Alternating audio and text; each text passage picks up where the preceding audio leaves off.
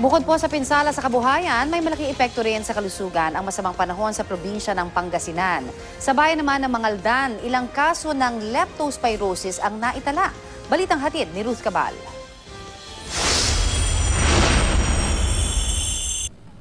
Nasa bakuran pa ni Aling Josephine ang malalaking punong nagbagsakan dahil sa ipo-ipong nanalasa dito noong linggo sa kasagsagan ng pag-ulan. Buti raw at tila iniwasan ng ipo-ipo ang bahay niya. Sa barangay Kamagsingalan sa Suwal, halos 30 bahay ang nasira ng ipo-ipo. Yung parang tunog po ng malaking truck, tapos dumaan dito sa may kwarto namin. Akala namin, ano lang yun, parang hangin lang, pero hindi naman umaano yung yero, yun pala. Hangin lang na paalis-alis hanggang pumunta ng upo.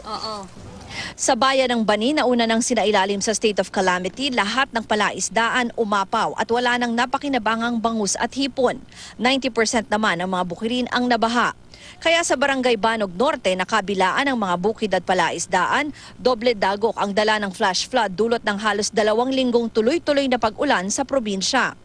Wala na dahil yung mga katawan lang namin na gusto namin may isalbar dahil malaki talaga ang tubig. Wala na po, lumubog lahat yung mga tanim namin. Nung umapaw na ma'am, takbuhan na yung mga bangos, nakikita namin lundagan nung tubig na dito, lumulundag na. Magkano po ang nawala sa pamilya nyo dito doon sa palaisdaan nyo dito?